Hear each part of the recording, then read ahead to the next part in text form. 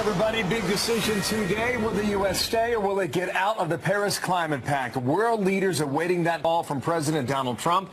That will happen in a Rose Garden moment today. And here at home, two rivals slinging mud as if we were still in the middle of a campaign. This is very interesting as we say good morning on a Thursday. Big day ahead inside the West Wing. I'm Bill Hemmer. Good morning at home. Shannon, how are you? Good morning. I feel like we're in a bit of a time machine. Like we've gone back 6 months right back into the campaign. I'm Shannon Bream. Right now we're awaiting President Trump's decision, though he and Hillary Clinton are renewing their rivalry on Twitter after Clinton sounds off on, yet again, her election loss, blaming pretty much everyone and everything except herself. The other side was using content that was just flat out false and delivering it in a very personalized way. I get the nomination, so I'm now the nominee of the Democratic Party. I inherit nothing from the Democratic Party. The Comey letter, which was, now we know, partly based on a false memo from the Russians. So for whatever reason, and I speculate, but I can't look inside the guy's mind, you know, he dumps that on me on October 28th, and I immediately start falling. President Trump reacting to that and also breaking developments surrounding the alleged unmasking of Trump transition advisors by the Obama administration. Chief White House correspondent John Roberts joins me now live from the White House. Good morning, John. Shannon, good morning to you. And the president going back and forth with Hillary Clinton, a little Twitter war going on over her comments yesterday. The president tweeting, quote, "Crooked Hillary Clinton now blames everybody but herself, refuses to say she was a terrible candidate, hits Facebook and even Dems and DNC." To which Hillary Clinton promptly replied, quote, "People in covfefe houses shouldn't throw covfefe." Which, of course, is a reference to that mysterious tweet the president set out the night before where he seemed to misspell the word coverage and then went to bed. The president's also tweeting about the issuance of subpoenas in the unmasking investigation by the House Intelligence Committee, saying today, quote, "The big story is the unmasking and surveillance of people that took place during the Obama administration." This whole thing with the issuance of subpoenas is a combination of not surprising and surprising. First of all, the not surprising that they sent subpoenas to the FBI, the CIA, and the NSA requesting documentation regarding Susan Rice, the former National Security Advisor of the Obama administration, as well as John Brennan, who was the CIA director. What is surprising, though, is the request for information regarding Samantha Powers. She was the United Nations ambassador. She also served as a foreign policy advisor to then Senator Barack Obama in his Senate office before joining the administration. It's pretty clear that the House Intelligence Committee, or at least factions therein, believe that she had much greater involvement than had been previously suggested in the unmasking investigation, and that she actually had a greater involvement than did either Susan Rice or John Brennan. Those subpoenas, by the way, among 7 that were issued by the intelligence chairman, Devin Nunes of California. There were 2 that were issued by the ranking member, Adam Schiff. Those subpoenas were seeking information regarding Michael Flynn and Michael Cohen, who was President Trump's longtime personal attorney in the Trump organization. Now, Cohen told us yesterday that he was not going to cooperate with a general request for information, but did tell Fox News that he would work with his attorneys to satisfy the request of a subpoena. Clearly, Shannon, a subpoena kicks it up to a different level in Cohen's mind than just a request for general information did. It absolutely does. All right, so what do we expect to hear from the president on the Paris climate deal this afternoon? We all are waiting. That's open to debate and speculation. Yesterday, we were getting indications that the president was going to announce that the U.S. was pulling out of the climate deal completely, and then we started to get indications, because he had not yet made a final decision, that maybe he would do a sort of a piecemeal approach to it, withdraw from certain parts of UN conventions while staying in the overall framework of the Paris Climate Agreement. Certainly yesterday, when he was appearing in the Oval Office with Vietnam's Prime Minister, the president was giving nothing away. Listen here. Decision on the Paris climate deal is very close. Very soon. Are you leaning towards getting out? You're going to find out very soon. Find out very soon. In fact, we will find out this afternoon at 3 p.m. when the president will hold a Rose Garden event. Got to point out, Shannon, a lot of competing interests here at the White House and outside the White House as well. Manufacturing, environmental groups, a lot of people want the president to stay. A lot of people want the president to pull out as well, because they think that staying in that climate accord will cost the U.S. jobs. Shannon? Well, and as you're saying this, I'm getting emails in my inbox talking about demonstrations they're going to hold at the White House, and we don't yet have a decision, so we know you're on it. John Roberts live at the White House. Right. Thanks, Thanks, you. Shannon. Big point he makes there at the end, too. More on that in a moment. Hillary Clinton unloading about her election loss. Again, here is more from that post-mortem regarding November's results. The use of my email account was turned into, the biggest scandal since Lord knows when. This was the biggest nothing burger ever. It was a mistake. I've said it was a mistake. I didn't break any rule. Nobody said don't do this, and I was very responsible and not at all careless. You can imagine this is getting a lot of reaction. Byron York, chief political correspondent, Washington Examiner, Fox News contributor. Byron, good day to you. Good morning, Bill. Wow, I'll show you the list in a moment, but first go ahead and weigh in. You call this performance extraordinary.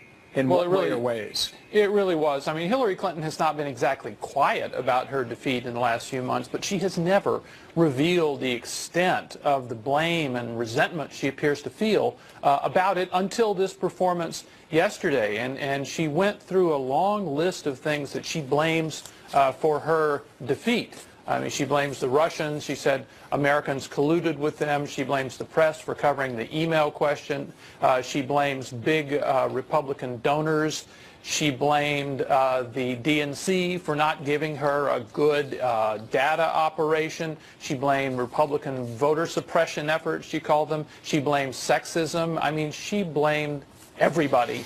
Except in fact, herself. You don't have to go from memory. We have a list, Byron. For viewers at home, here it is. There are dozens here, 2 different columns. The FBI, Vladimir Putin, misogynist in column 1. Look at column number 2, third from the bottom, content farms and Macedonia. Hit them all. Yeah, she really did, and this what it suggests, and she, by the way, she's writing a book about this, and she referenced that she'll be discussing this at greater length in her book. But what it suggests is that she's definitely not moving on. That she is deep into the weeds of the Russia investigation, and this was something we know, by the way, from the only and best book published so far about the Clinton campaign, that a decision to blame the Russians on the defeat was made the day after by the defeated Clinton campaign, and it ignores so many of the actual political reasons for her loss. As a matter of fact, when she blamed the Democratic Party's data operation, the people who ran that data operation are now pushing back, saying, "Wait a minute, we did a good job." Yeah, she was well. That's to be debated too, and we'll continue on that. She was also asked about why she was not in Wisconsin, and she blamed Scott Walker, the Republican governor, in there. Just a bit more here about how she forecasts into the future and how she sees power in Congress in 2018. If we can flip those, if we can then go deeper into where I did well, where we can get good candidates, I think flipping the House is certainly realistic. We're going to have a lot of coverage on that. That 18 months away from now, Byron, so put that on the back burner. But the same day that she makes this address, Joe Biden announces he's going to form a political action committee. So now you start to see the gears in motion for Democratic possibilities now 3.5 years from now. Oh, absolutely. I mean, look, it's not rare for Democrats to be forming pro-democratic organizations and trying to win elections. But clearly, I think for a lot of Democrats, winning the House in 2018 is extremely important because it means they would then have subpoena power. They would have the power to impeach the president if they choose. They would have the power to pursue Donald Trump in a way that they cannot do now because they don't chair any committees in the House or the Senate. The Senate doesn't look really good for them in 2018, but they believe, as you just heard, that they can take the House and then they can really go after the president. Thank you, Byron. Byron York, Thank you, analyst, Bill. is there today in Washington, D.C. 9 minutes past the hour. Well, on top of the House Intelligence Committee expanding its Russia investigation and issuing subpoenas, as John Roberts just reported, we're also learning former FBI Director James Comey may testify before the Senate Intelligence Committee as early as next week. Special counsel Robert Mueller has signed off on his appearance for a public hearing. Our political panel weighs in on all of this a little bit later. Very intriguing, right? Yeah, and it appears to be some sort of coordination between Mueller and Comey to make sure he doesn't step on what's going on with the special counsel. Yeah, a lot of speculation about about what he is going to say. Yes, we will be watching that for sure that day, right, Shannon? Crunch time on the climate deal. You know that world leaders want the U.S. to stay. Here at home, however, many are divided, including those in the West Wing. Which way will he go? Which way should he go? Grover Norquist says everybody who hates Trump wants him to stay. He'll explain in a moment live. Also, stunning video out of Texas. He got it. Bullets flying as a pair of bounty hunters corner a fugitive at a car dealership. It is all caught on camera. Tiger Woods, dazed and confused, just released police dash cam video of his arrest from the other night. A live report on him and his condition coming up. Okay. Have you had anything to drink tonight? I'm not. Are you sure? Yes. 100%? 100%. Okay. Have you taken any illegal drugs? No. Okay. Have you taken any medication? Yes. Vladimir Putin says his country has never been involved in hacking. Putin says some rogue patriotic Russians could be carrying out hack attacks, but he says the Russian government is not. He also rejected the notion that hacking could change the outcome of any election in the West. U.S. intel agencies have accused Russia of hacking into or using phishing to access the Democratic Party and the Clinton campaign chairman's emails and publicly releasing them before Election Day. Did he weigh in on the content farms in Macedonia? It's on the list. It is on the list. President Trump's going to announce today whether or not the United States will exit the Paris Climate Accord. China saying it will stick with the agreement regardless of the decision whether or not the U.S. stays or goes. Grover Norquist, president of Americans for Tax Reform, a lot of strong feelings on this, and thank you for being here today.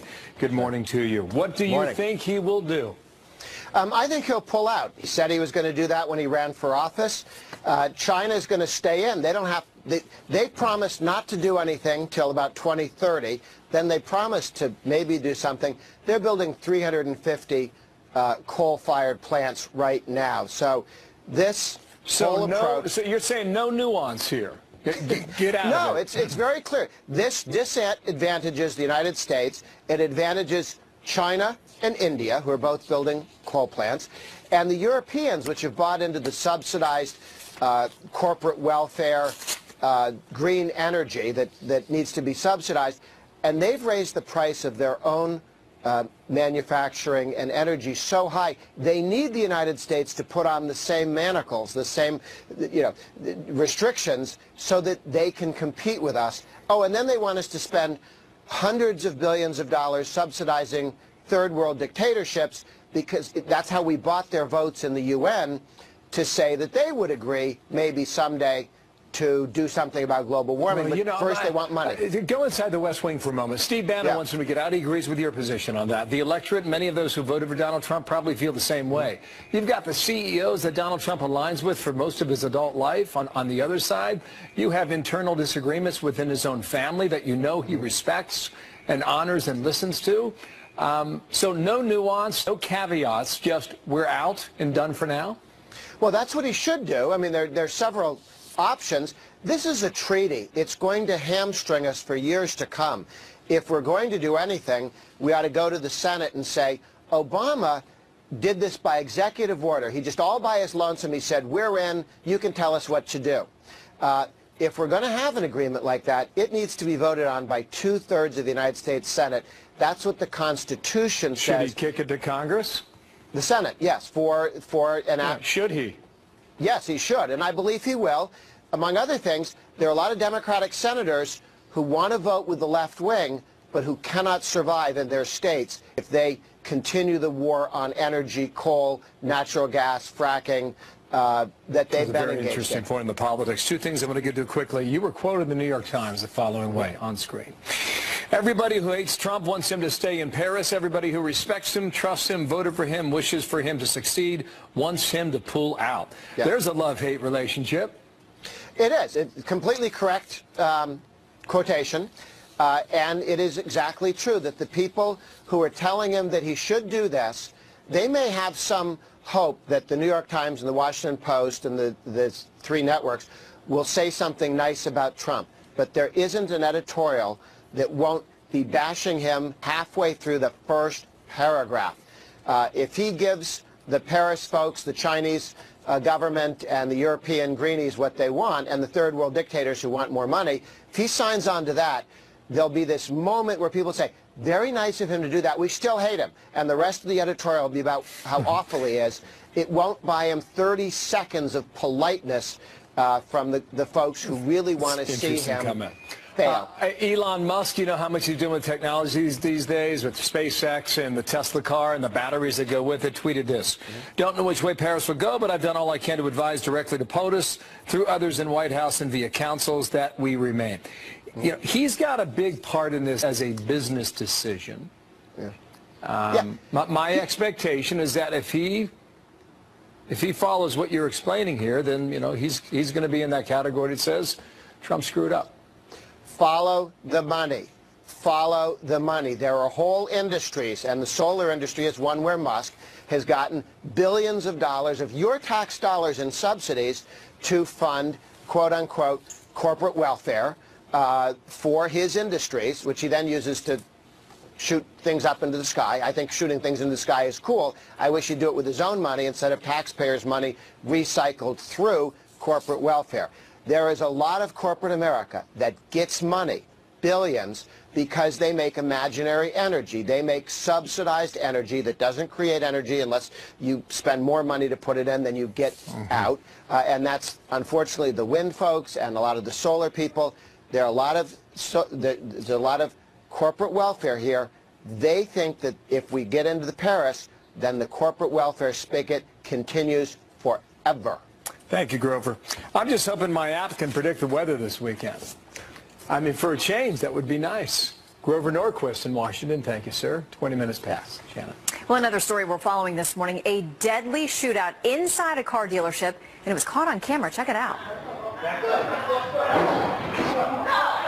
He got it. Shots ringing out between two bounty hunters and the fugitive they had been hunting. We've got a live report on how this all unfolded and how it ended. Also, this town picking up the pieces, a deadly explosion ripping through a factory. What happened there? Next. Together dead, 2 others missing after more than a dozen others injured after an explosion at a corn milling plant in central Wisconsin, about an hour northeast of Madison. The blast happened while workers were inside that plant last night. That fire now contained, but the building was destroyed. They were just trapped inside, a big explosion happened, and then everything just collapsed, a warehouse. Well, we're a small town, so it's scary. We're all close. We hope everyone's fine. To figure that out in Wisconsin, the cause is still unclear at this hour. Caught on camera, a deadly shootout inside a car dealership just outside Dallas. Take a look. Shocked bystanders ducking for cars as 2 bounty hunters cornered a fugitive inside an office. Casey Stiegel's live in Dallas with the rest of this story. Good morning, Casey. Walk us through what happened here. Boy, I tell you, this is insane. This happened in Greenville, Texas, which is about 50 miles or so to the northeast of Dallas. It was just after 7 o'clock in the evening at a busy Nissan car dealership. Listen. He got it.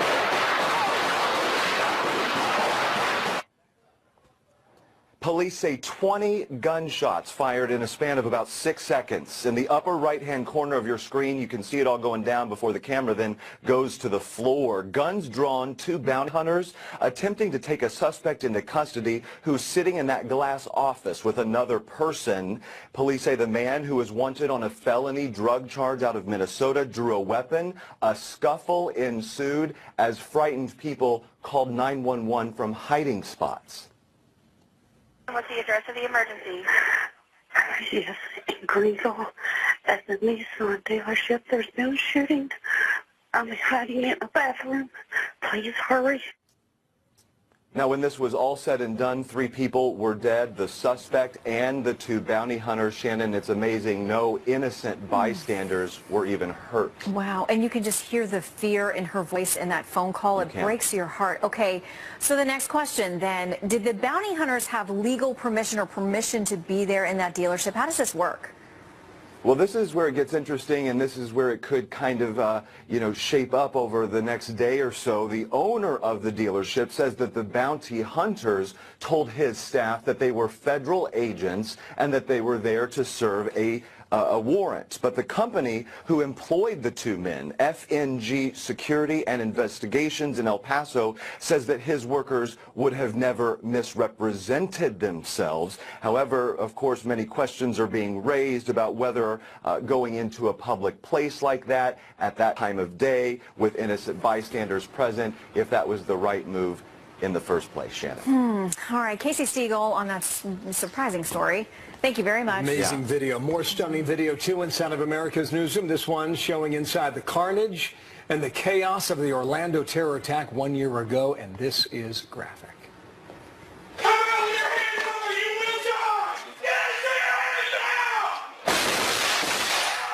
Wow.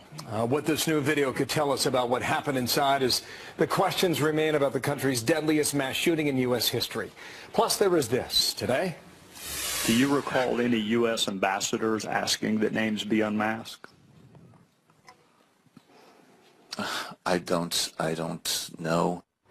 Just days after Congressman Trey Gowdy alluded to it, House Intel Committee subpoenas now sit at the FBI, CIA, and NSA, focusing on 3 former Obama administration officials. Up next, an all-star panel. Marie Harf was State Department spokeswoman at the Obama administration, and Pete Hoekstra, former Republican congressman and Intel chairman. Also, new reaction on Hillary Clinton's election loss. Blame game as that continues. I think short of getting 5 o'clock shadow and wearing wingtips on the beach, her transformation into full Nixonian bitterness is complete. You may be entitled. About a moment ago, 9:31 in New York, traders keeping a very close eye on a 3 o'clock announcement later today from President Trump in the Rose Garden. He will announce whether or not the U.S. will remain in the Paris Climate Accord. Many world leaders, major corporations urging him to stay. Others in the West Wing say, keep your campaign promise and get out. More on that coming up shortly here on America's Newsroom. And the big news today, the House Intelligence Committee issuing subpoenas in the Russia probe.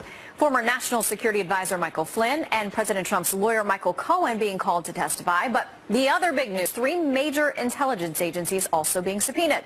The House panel seeking documents from former CIA Director John Brennan, former National Security Advisor Susan Rice, and former UN Ambassador Samantha Power. Those subpoenas related to allegations the Obama administration improperly unmasked the names of Americans whose conversations with foreign agents were included in classified reports. Joining us now to talk about it, Marie Harf, former State Department spokeswoman and a Fox News contributor, and Pete Hoekstra, former Michigan congressman and former House Intelligence Committee chairman. Welcome to you both. Good morning. All right, so we have 2 different sets of subpoenas. A group of them were pushed apparently by the ranking member here, Adam Schiff, the Democrat on the committee, and those go more towards the Russia probe. But there are also these 3 that go to the intelligence agencies. The first question I have, Marie, to you, why would Ambassador Samantha Power, a diplomat, be asking for unmasking? Well, we'll see what the facts are here. I'm not exactly sure why these people were subpoenaed, and we'll get the information or the documents that were requested, and we'll see what that information shows. It is true that often policymakers and national security officials, foreign policy officials, need more information about these intelligence reports in order to do their jobs defending the foreign policy of the United States. I don't know the facts behind this, but I feel fairly confident that when I served in the administration, people were not improperly unmasked. So let's get to the bottom of that. But let's really focus on the Russia probe here, which is the main goal of the committee's work. Okay, I want to play a little bit of sound between Trey Gowdy, a Republican congressman, and former CIA Director John Brennan. He obviously was trying to get at something just days ago. Do you recall any U.S. ambassadors asking that names be unmasked? I don't know. Maybe it's ringing a vague bell, but I could not answer with any confidence. Congressman, Trey Gowdy is a former prosecutor. He's very methodical about these kinds of things. And from what we're told, there's already evidence in hand that supports these subpoenas that have gone out. Where do you think this is going? Well, number one, Trey would not have asked the question if he didn't know the answer. That's the first thing that you do when you're going through a questioning process. You ask a question, only those questions where you know the answer. I think where this goes is, you got to remember, these are members of Congress who are asking the question. And for the last 10, 15 years, as we've known about what the intelligence community does when it surveils Americans, every 5 years when these authorities get renewed, Congress has a question of how far do you guys go? I think that there's going to be real concerns now because the intelligence community continually says, you know, we were doing this all the time. Unmasking is not that unnatural and these types of things. People like Senator Ron Wyden, Rand Paul are very concerned about this because they think the intelligence community has gone too far. When you get people like Samantha Powers and Susan Rice who were consumers of intelligence, they're not analysts, and they're asking for unmasking. I think that raises lots of red flags in Congress, and it raises lots of red flags with the American people about how far has surveillance of Americans gone, and has it gone too far? All right, we're told that one of the reasons we've gotten to subpoenas here, the report is that the NSA was initially somewhat helpful in getting to the bottom of some of these things, but the FBI, the CIA, not so helpful, and that the NSA has now clammed up. What do you make of that, Marie? I mean, if we're all about getting to the bottom of these things, shouldn't everybody cooperate? Well, they should. And, you know, it is true that consumers of intelligence sometimes do have a reason to have names unmasked. But the congressman is absolutely right in that every 5 years or so we have a debate about intelligence and particularly looking at American citizens. And that's a debate that he was part of in Congress and that I'm confident we will have again. It's not limited to the Obama administration.